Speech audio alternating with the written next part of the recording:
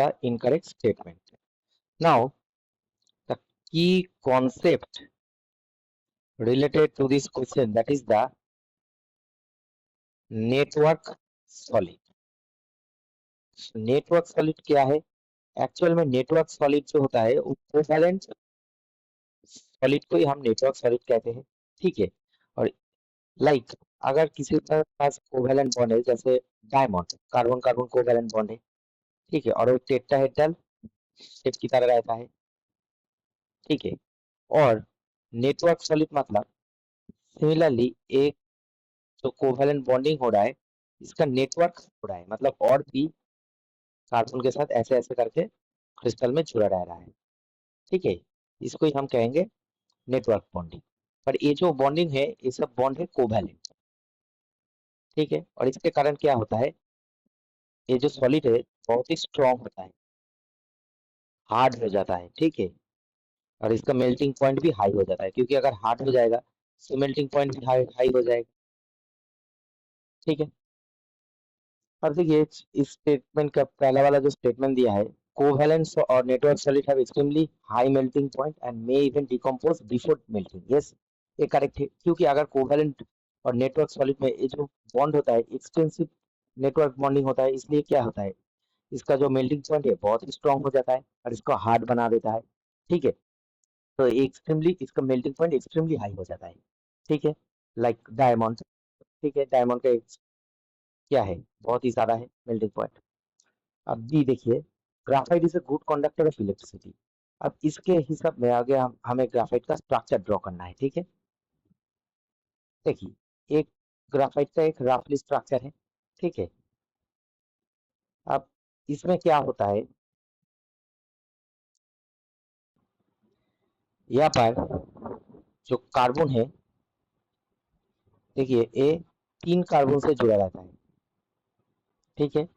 तो इसका मतलब इसका जो ऑर्बिटल है इसमें एक इलेक्ट्रॉन रहेगा और ये दूसरे ऑर्बिटल में ओवरलैप कर सकती है, और यहाँ पर सब वैन डेर वाल अट्रैक्शन है, तो दूसरे कार्बन के ऑर्बिटल के साथ ओवरलैप करेगा, इसका मतलब मूवमेंट ऑफ इलेक्ट्रॉन होगा।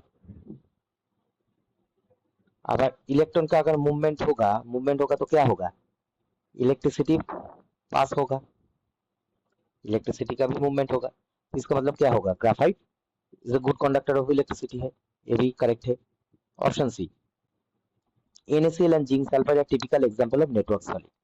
अब जो जिंक सल्फाइड है वो जब जिंक ब्लेंड की तरह रहता है, ठीक है, जिंक ब्लेंड फॉर्म करते हैं तब वो नेटवर्क सॉलिड शो होता है, क्योंकि जब जिंक ब्लेंड फॉर्म हो जाता है ना, तब वो डायमंड की तरह टेट्राहेड्रल फॉर्मेशन में आ जाता है। पर NaCl क्या है, NaCl टिपिकल आयनिक कंपाउंड है, ठीक है। अब आयनिक कंपाउंड में ऐसा कुछ जो नेटवर्किंग ऐसा नहीं होता, क्योंकि कोवैलेंट में क्यों नेटवर्किंग होता है, क्योंकि ये जो कोवैलेंट में कार्बन कार्बन क्या होता है, इलेक्ट्रॉन शेयर करके होता है ना, यहाँ पर शेयरिंग हो रहा है, यहाँ पर बॉन्ड शेयरिंग होता है। पर NaCl में बॉन्ड शेयर नहीं होता, Na प्लस और Cl माइनस का अट्रैक्शन में होता है, तो इसमें ये ऐसा इलेक्ट्रॉन शेयरिंग नहीं होगा, इसका मतलब यहाँ पर NaCl के नहीं शो करेगा। तो जिंक सल्फाइड हमेशा दिखाता नहीं, जब जिंक ब्लेंड की तरह शो होगा तभी दिखाएगा। सो NaCl शो नहीं करते, तो NaCl, so option C is incorrect.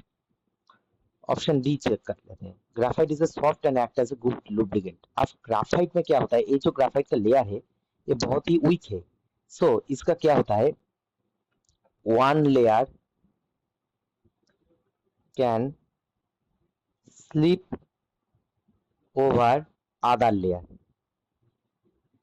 मतलब एक लेयर दूसरे लेयर के ऊपर स्लिप हो जाता है, और इसके कारण ही इसको गुड लुब्रिकेंट बना देता है, ठीक है। सॉफ्ट और गुड लुब्रिकेंट, सॉफ्ट क्यों बनाता है, सॉफ्ट इसलिए है क्योंकि जो कार्बन कार्बन बॉन्ड है बहुत ही वीक है, डायमंड की तरह हार्ड नहीं है, ठीक है। सो इसलिए, और वैन और अट्रैक्शन के कारण क्या होता है, एक बहुत ही वीक अट्रैक्शन होता है, एक लेयर दूसरे ऊपर स्लिप ऊपर हो जाता है। सो ऑप्शन डी भी करेक्ट है। तो हमें आंसर पूछना है, आंसर जो पूछा है वो है कौन सा इनकरेक्ट स्टेटमेंट है, वो है ऑप्शन सी, NaCl, और typical example of network solid नहीं दिखाता है, सो आंसर होगा option C. I hope you will understand the solution very well. Best of luck.